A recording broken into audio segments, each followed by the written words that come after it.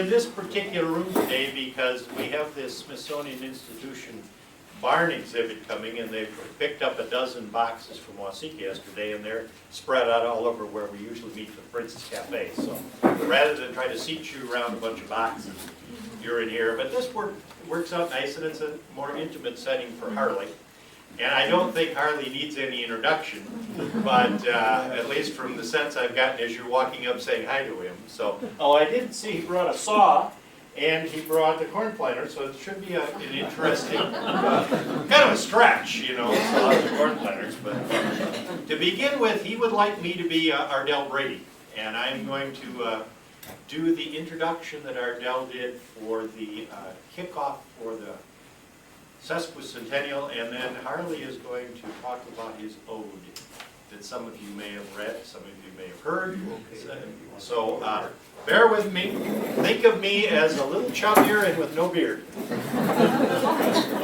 Ladies and gentlemen, our original speaker was to have been Rochester native and former Minnesota Chief Justice Sandy Keith. Due to a recent skiing accident, he was unable to be here. Just moments ago, we found a fill-in. Local radio broadcaster and historian Harley Flathers, for the past half century and more, will bring you up to date as old George Head. Dating back 150 years, also ahead. It's got to be Harley that wrote it. For this part of the program, Harley just lets George do it. Here is Harley Flathers.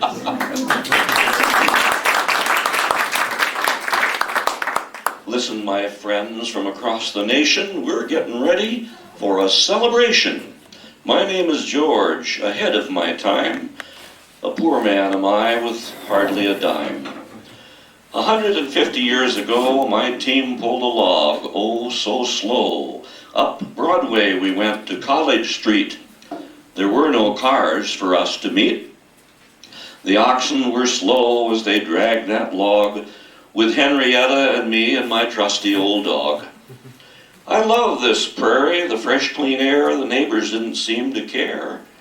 I set that log and built a home, I wondered if the buffalo roam.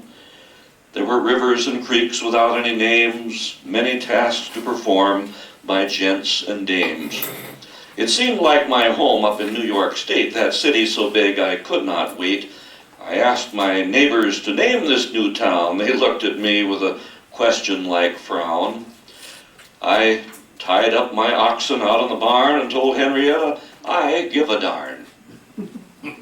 I'll name it Rochester, like the city back east. So I shot a deer and we all had a feast. And I dreamed of medicine and high-tech galore, while the neighbors prospered store after store. And now we've grown to 150. Boy, oh boy, is our city nifty. Here's a challenge to you, no matter your age, even though you may remember that stage. Memories dwindle from the old Dubuque Trail as it brought in families and packages and mail.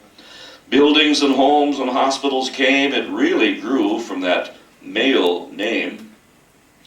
And plumber and cook and Kaler and Payne and Clampy, who tried to control the rain.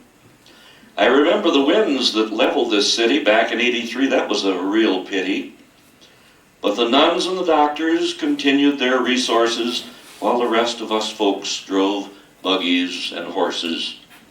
St. Mary's came alive in Colonial too. Great hospitals were built, always brand new. The Kaler, the Worrell, the Methodist, and Olmsted. Old George Head would be glad he made this his homestead. And just north of town, half century ago, they announced Big Blue, and we started to grow. By 1100 each decade, the pace was not slow, now 90 to 100,000 or so. Our great dairy farms just disappear, and new homes take over year after year, and even the mother house is shedding a tear, just after celebrating its 50th year. If Will and Charlie came back today, they'd need a guide to show them the way. Only two buildings they'd recognize as they look upward to the skies. The Plummer building from 28. Gosh, Will, it still looks great. and St. Mary's Hospital so big and new. Hey, what's happened to John Wesley Flathers Avenue? Progress and high-tech, big-degree learning to better ourselves instead of just yearning. The planes left Lob Field on the east side of town, replaced by homes and schools all around. I'm George Head. I'm proud of my town. I certainly hope you wrote this all down. But we've got work this sesquicentennial year. If we all pull together, we'll have nothing to fear. Here's my challenge to all of you. Start collecting your memories, old and new. Find pictures and diaries and write your own book. Ask grandpas and grandmas. Search crannies and nooks. Take memories from the past combined with the day. Assemble them carefully. Please don't sway from continuing history for 50 more years, filled with laughter and good times and tears. Thanks mayors and lawmen and doctors and nurses and computer folks who love so many verses, and preachers and service folks. Your stories are so many. Please, oh please, don't overlook any. Start today and remember your age as you write your book page by page. Let's all return in 50 more, and that will be 2054.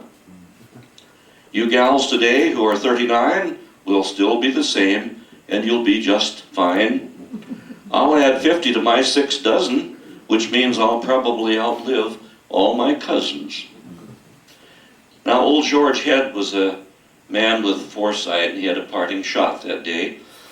In order to see where we're going today and all the year of 2004, we must look back to see where we have been.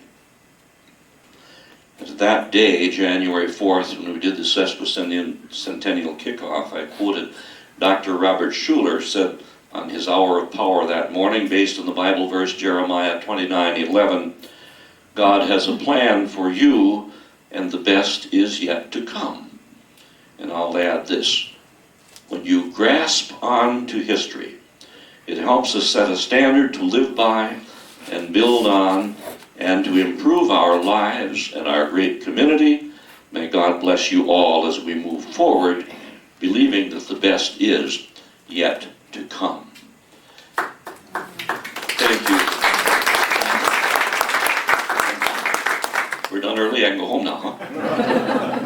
You didn't pay for your donuts yet. I didn't have one yet.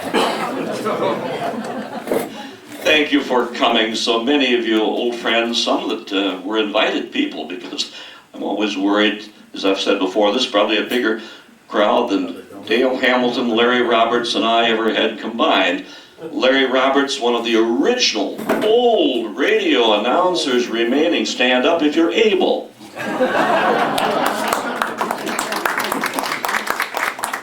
We only worked together with him at KROC. Well, we were never together, but we worked there and had a lot of fun in the upper 50s, early 60s. Dale Hamilton, Dale Schultz, Dale Hamilton from Spring Valley. And he kicked around 40 years. I told Dale one time I was so disgusted with him, I'd like to hire him just so I could fire him.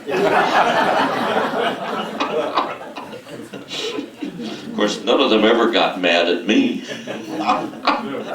They held it in if they did. My wife, June Flathers, please stand. She has been the moving force. She is the engine that drives this engine. One who is vital in helping me get the book together, Ann Allen. Ann Beiser Allen, would you please stand? Ann, you'll see her picture in the front page. One who I've acknowledged strongly because she kicked me right out into public, Anne Marie Plunkett. Please get up if you're able.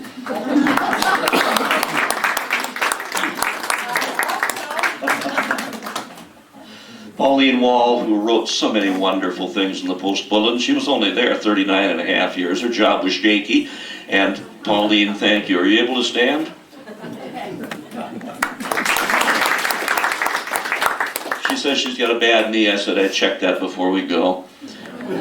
Roy Watson, who invited you? You did.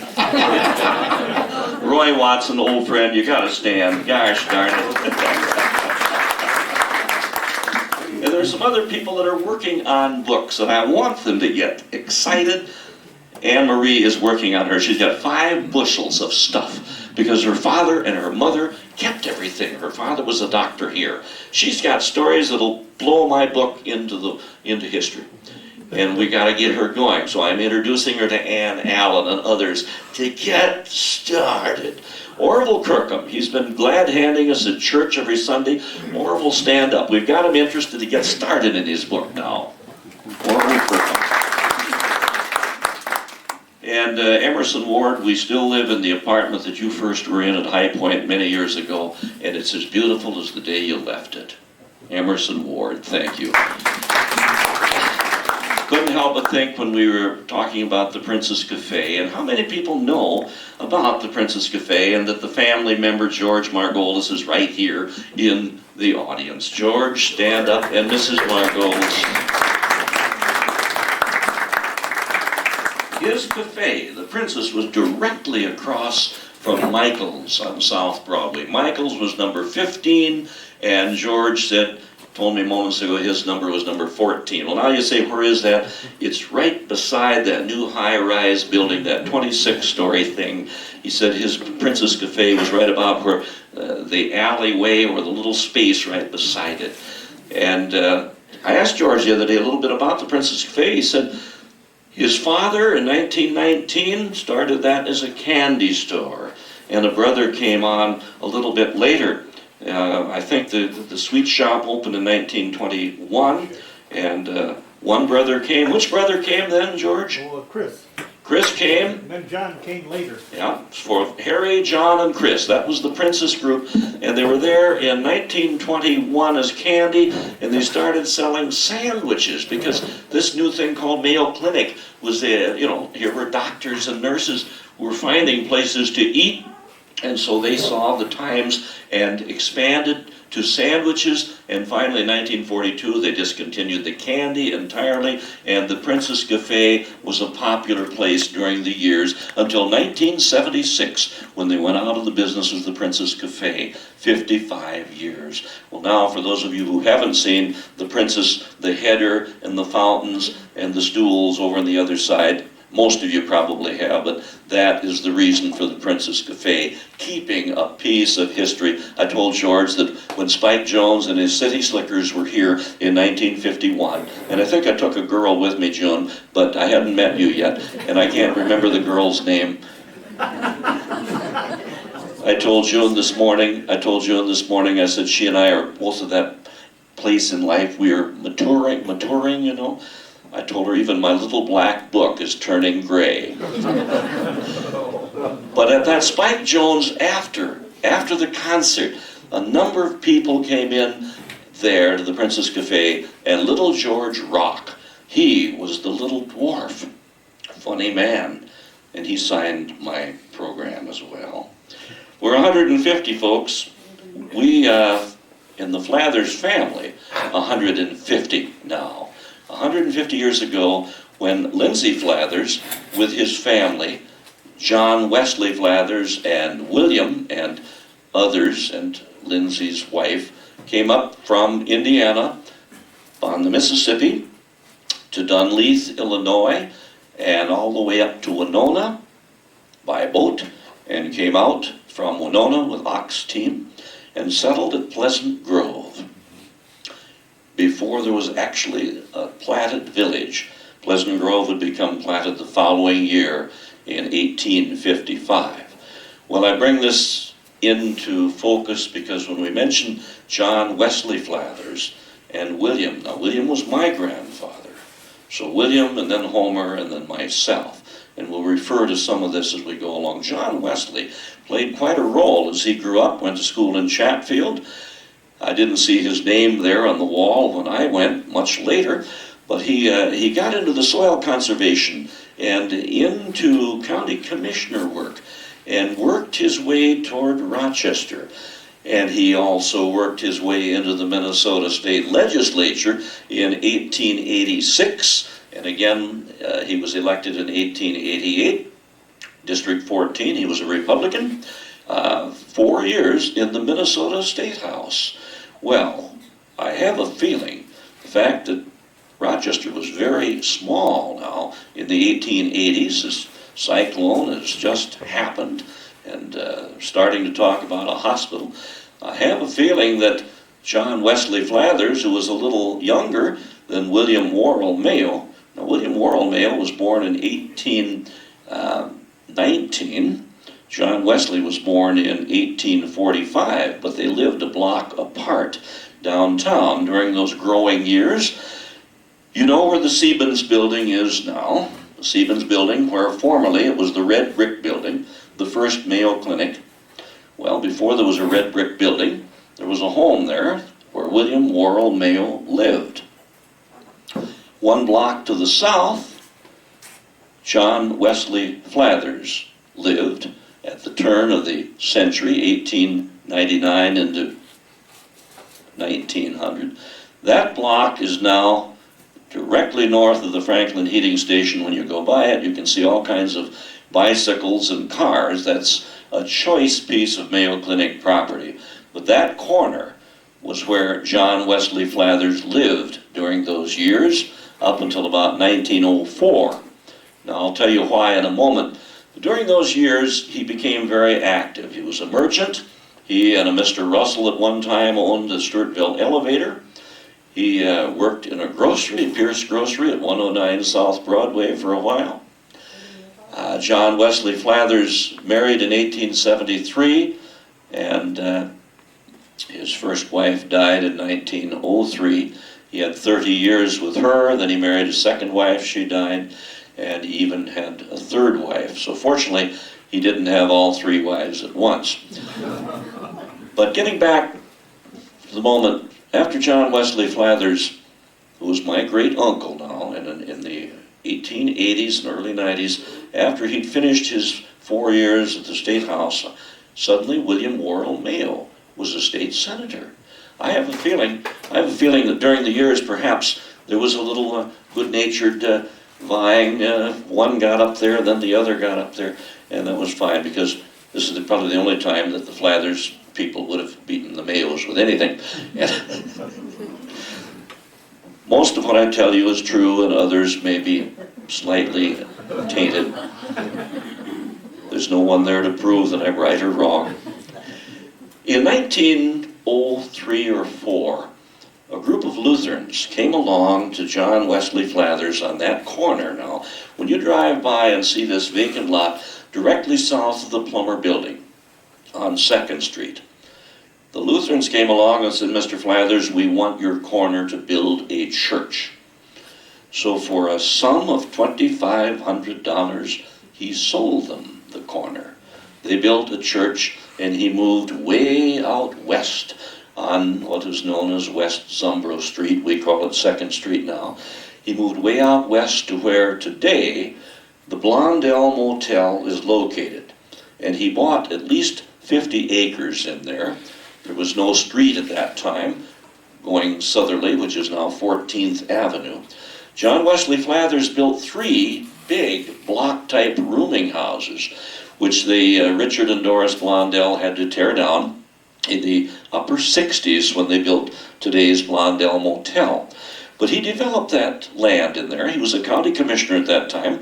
1904 till 1920, he was a county commissioner. He moved out there. He helped develop the land. And we have a red book here, and June put this together some years ago from information that's available here, the Flathers edition. And that 14th Avenue, as we know it today, was called Flathers Avenue, as streets and avenues were given names of people. Until around 1919 or 1920, they moved back to numbered streets. So when you drive 14th Avenue on the west side of St. Mary's, you're driving up what was once Flathers Avenue. Now you'll see nothing saying Flathers Avenue. If you see potholes there, they're probably mine. Finally, in 1920, John Wesley Flathers decided to resign from the county commissioner's role because They were facing a very important vote on vacating the street for St. Mary's and for Street. And he thought, rather than become involved in anything that was what is conflict of interest, that's what it is. He resigned and wished them well. This was 1920. He moved with his third wife to Southgate, California, where he died in 1928. We are very proud of what that part of our history has been. John Wesley Flathers came up here, got very involved in the county and the city.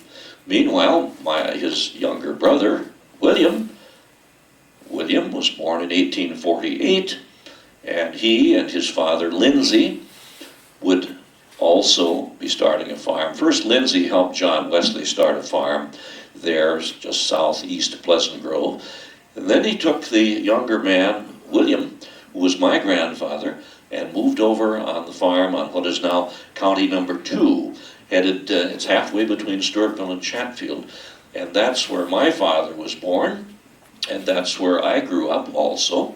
And that was a farm that was homesteaded. We'll talk about homesteading in a moment, but that was homesteaded by Lindsay Flathers. My father was always so proud of that. He says, my grandfather homesteaded that, and we've got the deed to prove it, and we've got it at home yet.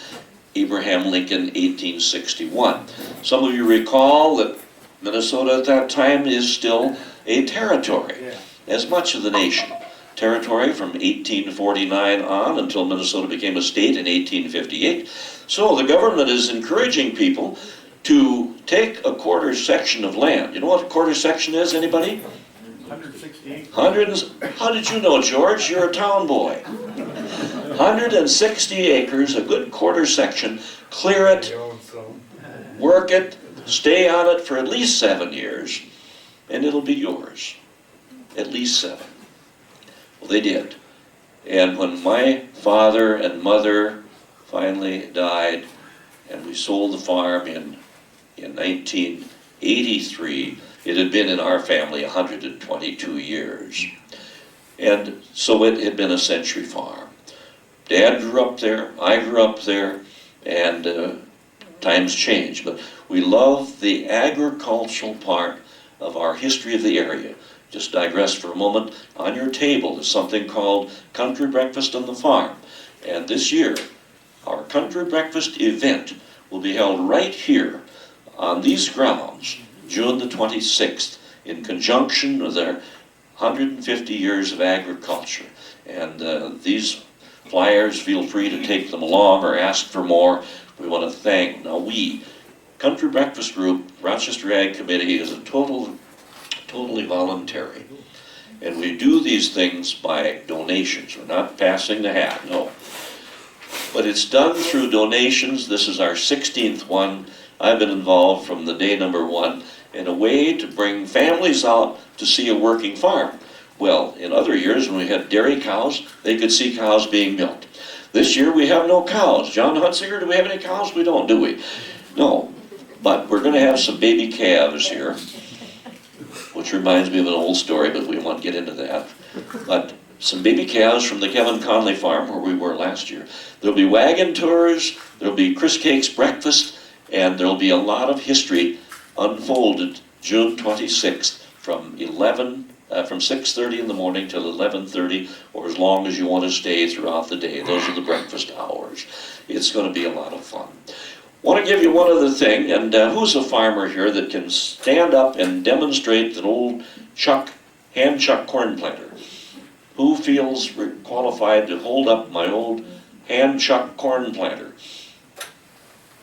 Orville, are you? No? No. Are you? Do you feel like coming over here and holding up the hand chuck corn planter?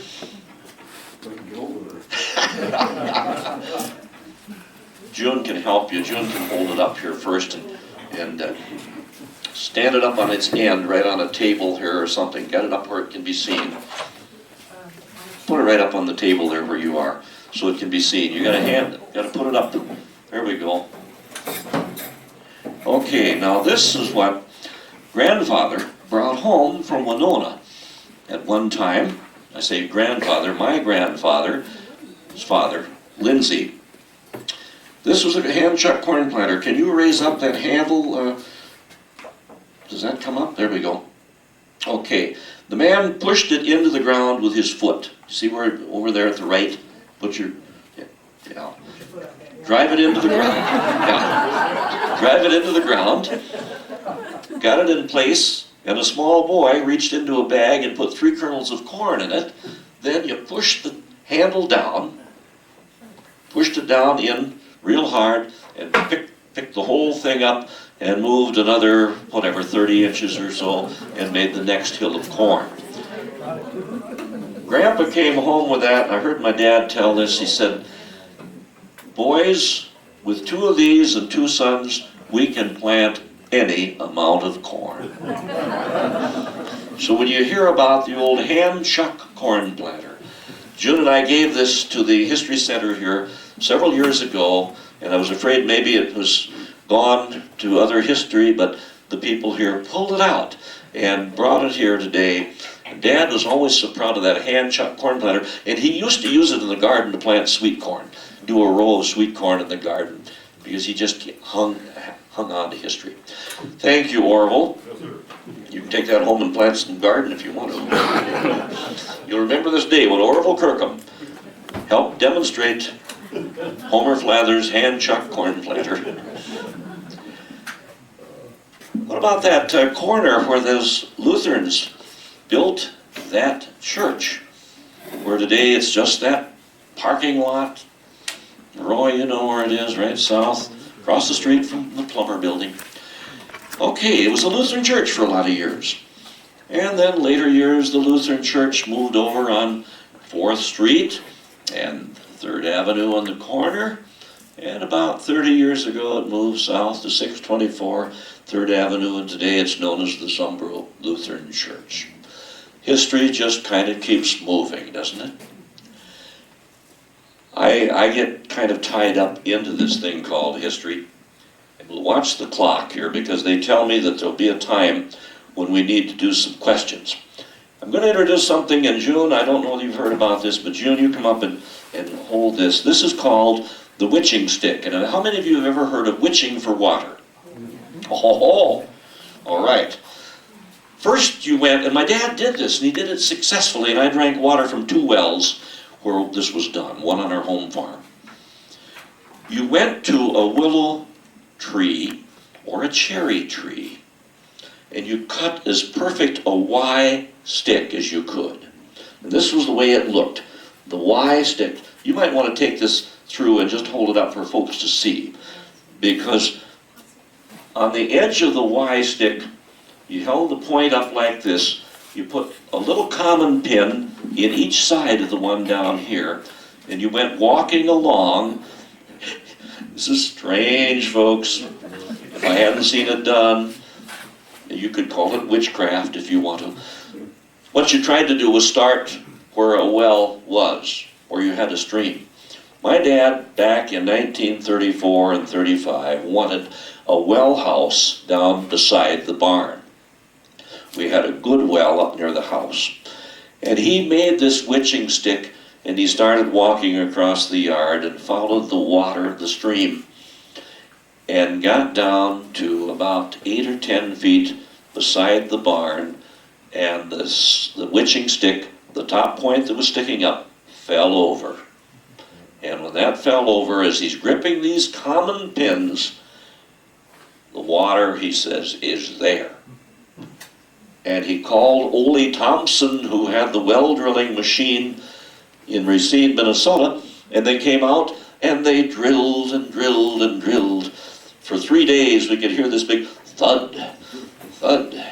Dad says, Ole, you're on rock. Ole, being a one-handed Norwegian, he'd lost a hand in something. He says, well, it sounds that way. And finally, one day, the clunk sound stopped. And Dad says, I think you've broken through. And there, 31 feet down, was water, good water. And they set a pump, and I used to pump that water for the cows when I came home from school because we had no electricity. This is in 1935, 36, 37, 38. No electricity till 1947. So we pumped water by hand for the cows before I could run into the house and listen to the radio with Jimmy Allen and his flying machine. The little digest article in the paper said I was going to talk a lot about radio. Got to do one thing. FDR. How many of you were at the 1934 showing in Soldiers Field when he came to honor the Mayos? You were there. Anybody? Several were there in 1934. That's an elite group. We'll need to get them up and line them up. Roy, were you? I was up on the grandstand. Oh boy, oh boy. They called up behind. You know, telling history is something like driving on the highway. No matter how fast you're going, there'll be a car that'll go by you. Well, Roy is 10 years older than I. I'm 72. Roy is whatever 10 more years is. And it doesn't matter what we are as long as we love what we're doing. FDR came here in 1934 and honored Dr. Will and Dr. Charlie. He came back again in 1938 to visit son Jimmy in the hospital after Jimmy had had duodenal ulcer surgery. And the day of the September 14th of 1938, he is ready to leave. Eleanor and Franklin Roosevelt, with their own private car, are ready to leave. They're right down there on the near the depot, which is now Civic Center Drive. And well, at that time, KROC was broadcasting, and a young man named Peter Lyman, who I would work with 15 years later in my first job in Red Wing, Peter Lyman describes now as FDR is about to say a few words, leaving now to go back to the East. So here we go, I think. Gentlemen, we're speaking to you now from the platform directly in front of the presidential special at the Chicago Northwestern Station in Rochester, Minnesota. KROC will be presenting in just a moment President Franklin Delano Roosevelt. People lined up on both sides of the train. Here comes the motorcycle guard, traveling always in advance of the president. Now the packet is swinging in, and the president is getting a hand from the crowd gathered down here at the station to welcome him. How soon do you think the train will be leaving here, Tom? Well, it's scheduled to leave at 11 o'clock, and it's practically that now, so I think just as soon as you get a few words from the president, the train will probably pull away. Everybody will have been warned that it's going to leave, and it's every man for himself, you know, when this train starts. Actually, Mrs. Roosevelt, Mrs. Franklin D., and Mrs. James both are going to remain in Rochester for some time. The newspaper men now grouped around Mrs. James Roosevelt, asking her, how is Jimmy, because that's the word that's on everybody's tongue at this time. Thank you, Calvin. Now the president is starting up the ramp, receiving again a big hand from the crowd. The newspaper men are gathered around, and here's an important I'll go over there if you like, and when you're ready to introduce him, let me know. Thank you very much. Now the president is walking up to the microphones. The official announcer is greeting him. I'm trying to get a glimpse. Mayor Moore is going to introduce him, I believe. The President of the United States has been with us a few days, and during this time, I'm sure we have all learned to love him more than we did before. And I want to assure you, Mr. President, that we will try to take care of the family that's left here to relieve you of that burden, so that you can go about your duties, and we'll try to help you all as we possibly can. I want to wish you goodbye at this time. Thank you. Mr. Mayor, my friends of Rochester, I know that I can really call you friends for all that you've done in these past few days for my family and myself. Not only am I going away with a full realization of the splendid care that's been taken of my oldest boy, the very wonderful work that is being done for humanity as a whole in Rochester, but also I want to thank all of you for what I can best describe as an understanding heart on the part of the people of Rochester. You have understood that I have come here not as president, but as a father, and you've treated me accordingly.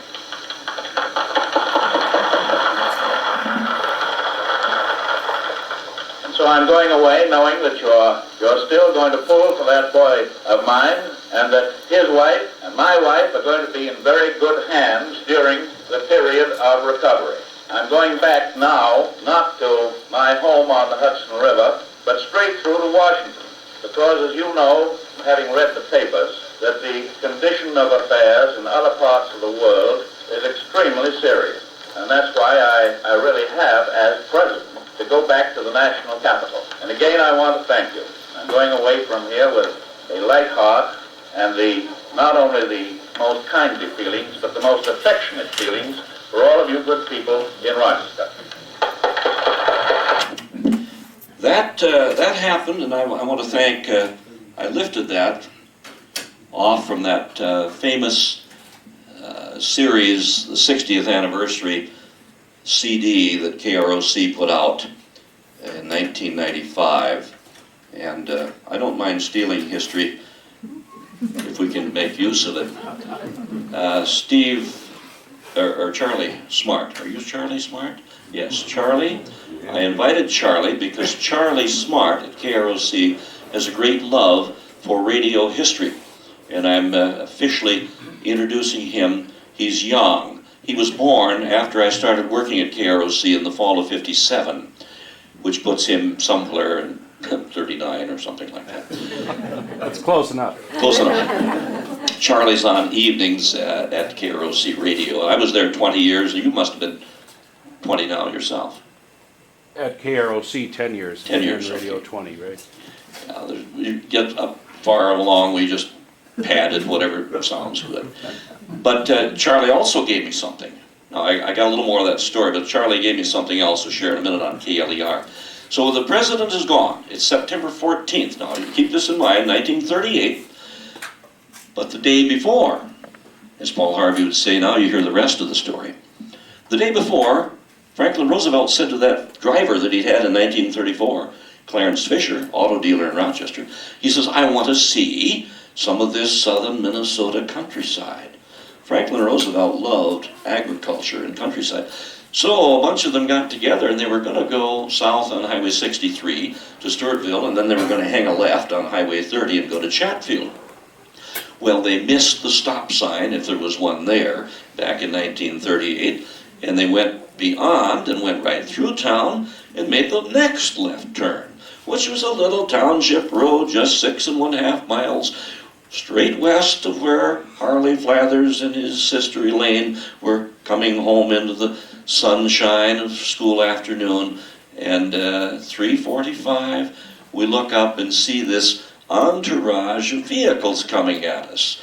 Cars and motorcycles, and now keep in mind, it's 1938, I'm all of 7 years old. Keep that in mind, will you? And my sister Elaine is 12. She's much older and smarter, and she still is. She's a retired school teacher now. But as we see them coming, here we are standing on the left side of the road. It's 3:45. You know, school's only been in session 2 weeks. It's September 13th. We're headed about halfway home to the farm. And here comes first a convertible full of people waving at us. And then 2 men on motorcycles, and everybody waves. And another convertible, they're waving. And then a big black car enclosed. Everybody goes by and they wave at these little kids. 2 more motorcycles and 1 more convertible with laughing, waving people. And after they go by, my sister said, "Why, that's the president." And I responded, "Duh."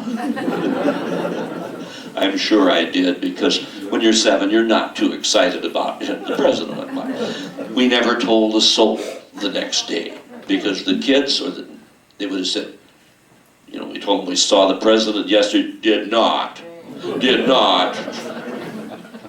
I interviewed Claire Fisher in 1971 with a story on this. He said, yes, for a time that day, the President of the United States was lost. No one knew where he was except God. Well, God and I. Claire Fisher lived to be 88 years old, a great patriot. He was one, along with old Greg Gendling, the founder of KROC, who brought Franklin Roosevelt to Rochester in 1934 to honor Dr. Will and Dr. Charlie. Some years ago, some of you recall KLER Radio, the second station in Rochester. How many of you remember 970 on your dial, the ABC network?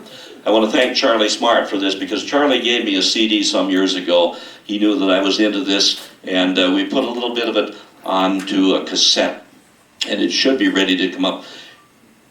I'll give you a little background. KLER was started by Alice Mayo. Alice Mayo, the wife of C.W. Chuck Mayo.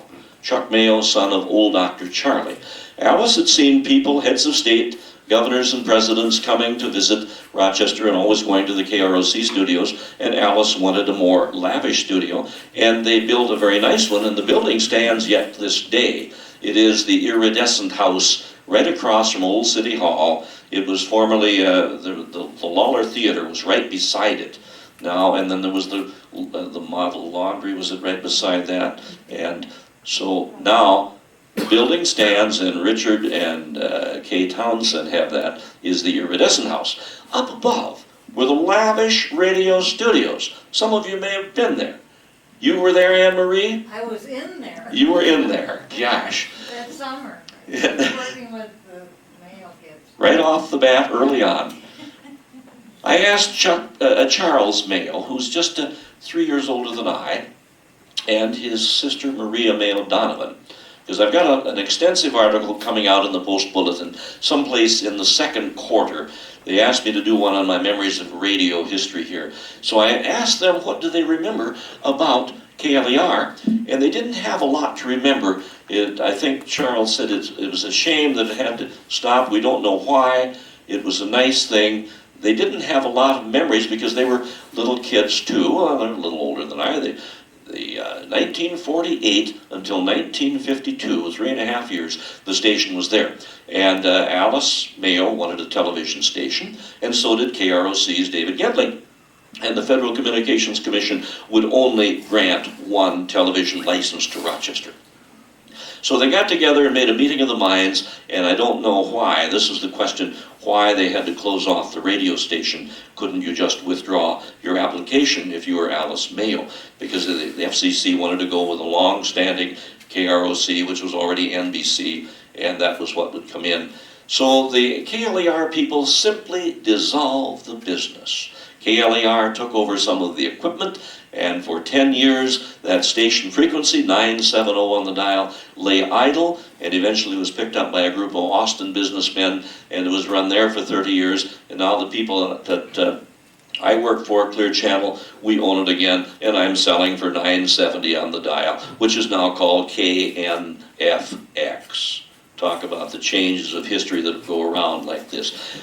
Johnny Stern has just completed the play-by-play of the Rochester Royals and the Faribault Lakers Southern Mini Baseball game the night of May 31st, 1952. And we'll do just a little bit of this as they're wrapping up. And they're very sad. This is the last day of KLER, which has been going 3.5 years with the ABC Radio Network. Great programs, The Lone Ranger, Sergeant Preston, Bert Parks.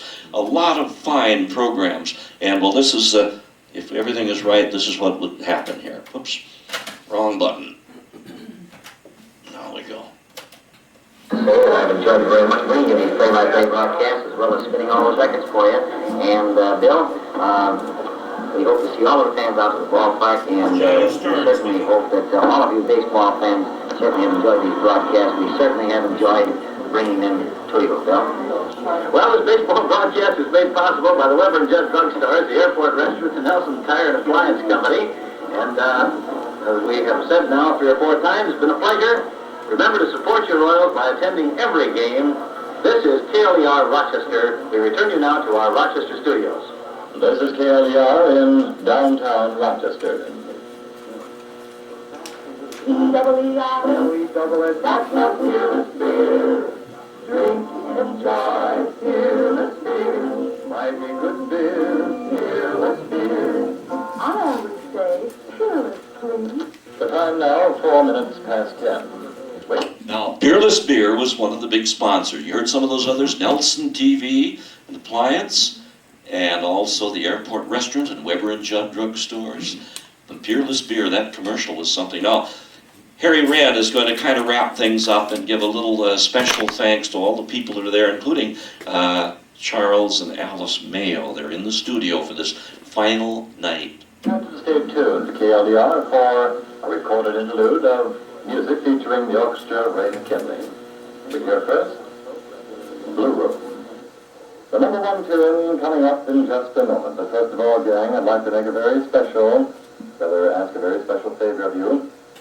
I'd like to play the final number on our evening's Midnight Madcapper show for all the staff here at KLER, and I'd like to name them all for you because they are such a grand staff. Number one, Viva Keith, our program director, Trudy Rankenberg, who worked with Viva in the traffic department, Arnold Folkstead, our very, very fine bookkeeper, Jerry Kennedy, our receptionist, Bill Aaron, our head newscaster and chief announcer, Don Keith Van Velzer, one of our very fine salesmen, and you all know Bob Allard, your morning announcer, yours truly, Harry Wen, Francis Schnauzer, one of our salesmen, George Dorrington, a very fine manager at KLER, and of course Johnny Stern, the old madcapper himself, Reuben Week, our chief engineer, Vern Lundberg, next in charge of the old transmitter KLER, and Carl Tinder, the afternoon announcer, and last but not least, Chris Judison. And of course, at this time, we're going to add a very special two names to the list. Mrs. Alice T. Mayo and Charles Mayo. Now, that was, and then he would sign off playing Tony Arden's Kiss of Fire and then the Star Spangled Banner. But you could hear the sadness in the voices earlier on, and I want to thank Charlie Smart. He gave me the CD, a long CD, and I just took a little bit of the final bit because KLER was a nice station here in town for 3.5 years. We've told a lot of these things in our new book, Back in a Moment. June and I are real happy with the way the books are being sold. We now have books on available in Goodhue County Historical Museum in Red Wing. We were there on Saturday and signed 26 books of people we hadn't seen for 40 to 50 years when I was there in 1953 to 57. We have them in Spring Valley, the museum. We have them in Stewartville Senior Center. This afternoon I've got a man taking me to Chatfield. We'll have them available a couple of places there. The book is non-profit. I think I've told some of you before. It's non-profit, and I told you we've been non-profit all our lives. Why change now?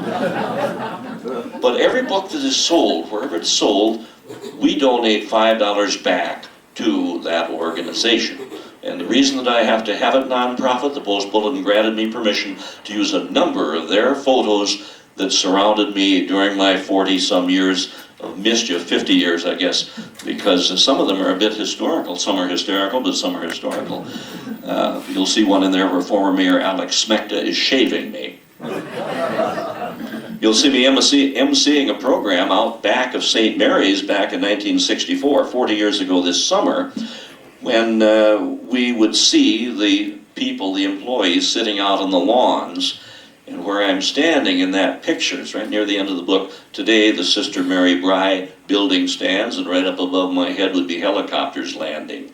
So there's some things in here that are somewhat historical, and the publisher, John Lawson, said as long as you keep it out of the bookstores and keep it off the internet, you can sell it, and then we give $5 donation back. We've already given about 400 here to this place. I give them a check at the end of each month. Stewartville Historical, gosh, they bought books down there. I couldn't get over a number of people that came in and wanted to buy anything I'd written. Even Roy Watson bought a book. You know, it just boggles my mind. You know, Emerson Ward bought a book. Charlie Graham and Carl bought a book. It just gets to me. George, you haven't bought a book yet, have you?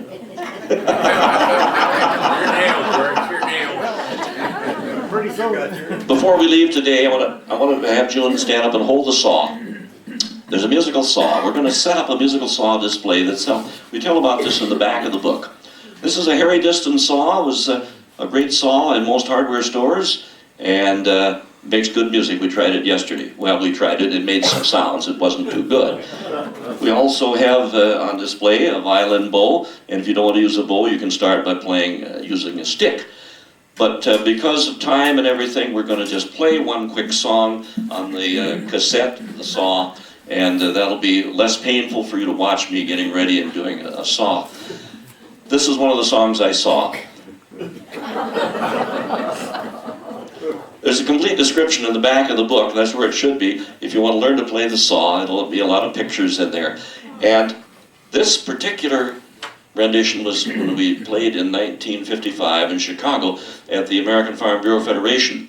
And after the show was done, Norman Kraft, the WGN radio farm director, picked 10 acts to go to WGN studio and record a half-hour program. Farm Bureau Talent of the Week, and they played it back later that week. Farm Bureau on the air with young talent from around the nation. There were 27 who were there from the 48 states. At that time, we only had 48 states, folks, in 1955. And I went down representing Minnesota. I'd already passed 2 or 3 big auditions, and the saw took me to Chicago. So this is the actual recording that we did. It's 2 minutes long, and then the program is done, and you're going to say, thank God. You might have a question or two. But here's the way it sounded back in 1955 in the studio when we played Whispering.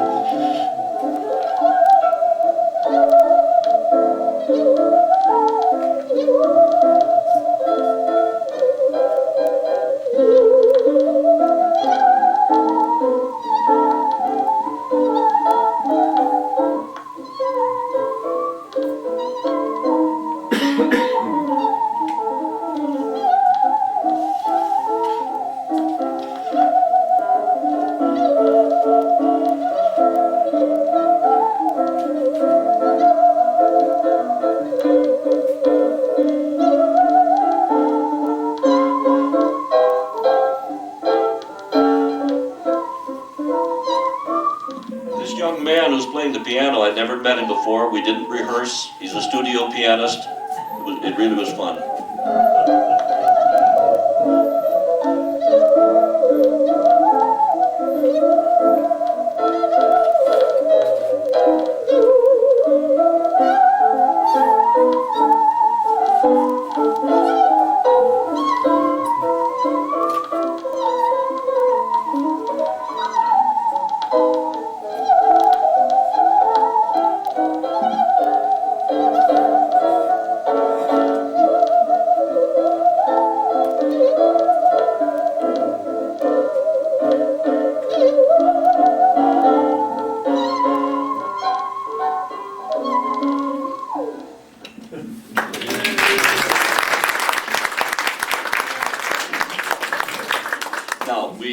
We're going to leave a saw. John Hunsinger, I know you're overwhelmed. I was out looking for saws. You're going to leave a saw and a bow and a stick and a bunch of pictures. And also going to leave you, well, we're not going to leave you, but we're going to show you the photo someone had given me of the John Wesley Flathers grave in Pleasant Grove, and an old man looking at it, and I wouldn't be surprised if John Wesley Flathers is the man standing beside with his foot on the base of the stone, saying, hey, that's a good-looking stone. Have no way of knowing. On the back it said Alex Bergen. Now, one thing about it, there was a Bergen cemetery northeast of Pleasant Grove, and John Wesley Flathers' little son Milo, age 16, died of one of those diseases back then, and some of them early on were buried in that cemetery, and then later the bodies were brought up and into the new cemetery. So this might be Alex Bergen. There's some things in history you just can't tell. But we'll leave some pictures here of the saw. You can come up and actually run your fingers along the teeth of the saw. Yes, it will cut. John, you have Band-Aids handy, just in case. Questions? The book is here available. If you have books that you want me to sign here, fine. If you finish the book, Roy, you finished the book in 24. Roy Watson finished the book in 24 hours, and he wants to buy another one because the first one's worn out. So, but thank you so very much for coming today and being good sports. And I want you seriously to dig into your own photos and your letters and your historical data and start thinking about your own stories. You don't need to do a book, but get your stories together for your grandchildren or your family. John, thank you very much. Carl, yes. Yeah, Carl I just had Gebhardt. a question about, when I was listening to that recording of Franklin Delano Roosevelt, the quality was so great, and I was wondering, how was it recorded originally? Well, there was no station here yet. Yeah. This was a year before KROC went on the air. But already Greg Gentling was working with KSTP Minneapolis, and they had it lined up. And the microphone said KROC, but it was really being done and fed to Minneapolis by telephone line to KSTP, so it went on the network. And a year later, this was August 8th, 1934, when Franklin was here, KROC would go on the air a year later, September 30th of 1935.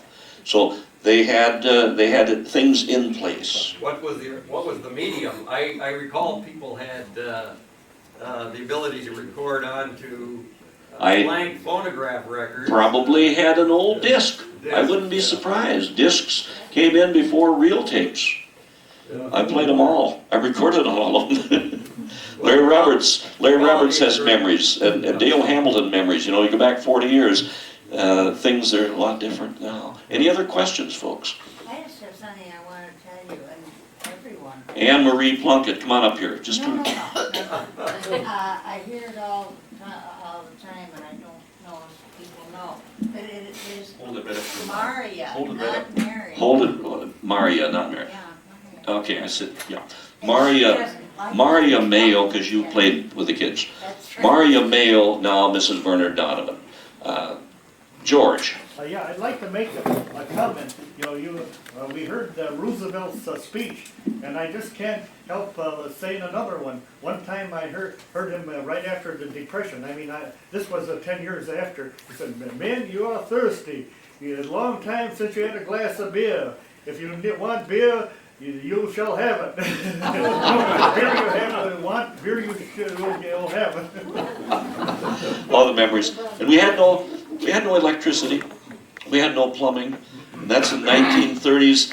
The New Deal brought in things like the REA, Rural Electrification Administration, and the WPA, the Works Progress Administration, or as many of us used to say, WPA stood for We Play Around. You'd see men standing there on the roadside with their foot on shovels, you know. And Pokey Workers Association. What's that? PWA, Pokey Workers Association. Pokey Workers Association. Any other questions, comments? Yes, Pauline Wall. Are you surprised that Rochester surpassed Duluth and is now on the way to 100,000 Am I surprised that Rochester's passed? at this point? Yeah. We shouldn't be surprised. We were seeing it in 1950 at about between 40 and 50,000. And looking through the years, it's done about 1,100 average per year increase. That may go up even more now. We've passed the into the 2000 year, and Phil Wheeler and his people down at the planning, they do an update every couple of years to see how we're doing, and we're bursting so fast. This is one of the things that I really am concerned about. Our wonderful farmland around us is just being snapped up. Some farmers, it's wonderful for them. Friend Richard Badger, he hated to give up his farm on number 4, just west of IBM. All of that new area out in there, Celestica and Badger Ridge, and that big intersection corner where 22 and 4 join. Douglas Trail, all those lands are gone to housing or development, good farmland. I said to Richard Badger, after you got done with the crying, that you probably cried all the way to the bank. And that's part of the pain. Yes, Alberta. Your library building, the 201 building is now, and First Avenue was taken over by the Board of Public Health and Welfare back when Roosevelt was here. for a recreation center. And I was working there, and Eleanor Roosevelt came in. I met her that day, and she came to see what they were doing in the way of recreation. That was the building where now the 201 bank, building. oh, the 201 building, the former First National Bank, yeah. Isn't that something? People who've had these pieces of history. Emerson Ward, you're a great Civil War, well, you were there. But you probably have some comments because you spent a lot of years, like Roy Watson, you know, you're both hanging around, you know, just stuff that you remember. I can tell you one. Who asked you? After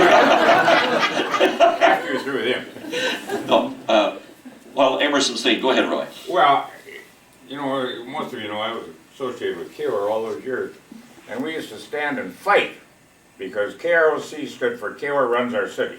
Then came KLER, and that made it even worse because I was fighting 2 radio stations at the same time, and we didn't have a damn thing to do with it. 2 other comments, Harley, maybe they're off base. I think Harold Crawford designed as a special gift to the city that grandstand for FDR when he came. I think that was done by Harold Crawford. Anyway, I told you, I lived only a couple blocks from there, and I climbed up the backside and sort of took her. Last but not least, Squire Fisher was a very good friend of mine. I used to take him when he was sick from Samaritan out to the country club. And you probably know he was a leader of the American Legion for years. Yeah. And as you're right, he was the one who brought about the meal ship here. Thank you. Thank you, Roy. Say, folks, this year, 40 years ago this year, in 1964, and I'll use the term we, because at that time, David Dunn was the head man here at the History Center, and it was the time when the Olmsted